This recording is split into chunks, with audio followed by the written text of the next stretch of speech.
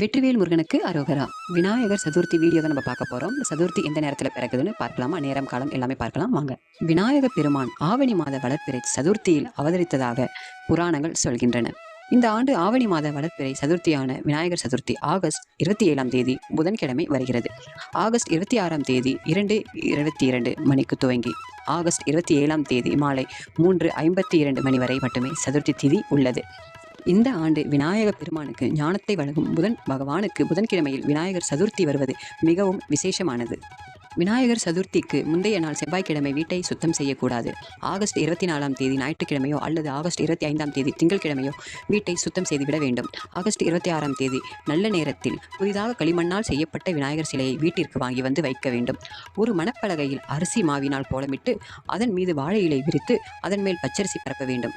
அந்த அரிசியில் வலது கை மோதிர விரலால் பிள்ளையார் சுழி போட்டு அதற்கு கீழ் ஓம் என எழுதிவிட வேண்டும். அதன் மேல் விநாயகர் சிலையை வைக்க வேண்டும். விநாயகர் சிலை கிழக்கு முகமாக நோக்கி இருக்கும்படி வைக்க வேண்டும். அன்றைய தினம் விநாயகருக்கு உகந்த தும்பைப்பூ, செம்பருத்திப்பூ, சங்குப்பூ, எருக்கம்பூ மற்றும் அருகம்புல் ஆகியவற்றை படைக்க வேண்டும். எந்த பூ கிடைக்கிறதோ அந்த பூவால் விநாயகருக்கு அலங்காரம் செய்து கொள்ளலாம். ஆனால் கண்டிப்பாக எருக்கம்பூ, அருகம்புல் ஆகிய வைத்து படைக்க வேண்டும். விநாயகருக்கு சந்தனம், குங்குமம் தொட்டு வைத்து அலங்காரம் செய்ய வேண்டும். ஆகஸ்ட் 27ஆம் தேதி என்று சதுர்த்தி திதி பிற்பகல் வரை மட்டுமே உள்ளதால் அதற்கு முன்பாக விநாயகர் சதுர்த்தி வழிபாட்டினை நிறைவு செய்ய வேண்டும். மாலை 4 மணிக்கு மேல் சப்தமி திதி வந்துவிடுவதால் அதற்கு பிறகு விநாயகர் சதுர்த்தி செய்யக்கூடாது.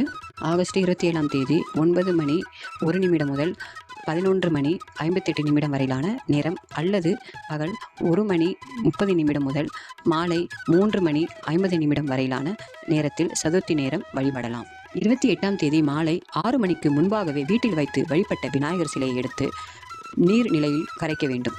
விநாயகருக்கு உகந்த பிரசாதங்களில் மிக முக்கியமானது கொழுக்கட்டை.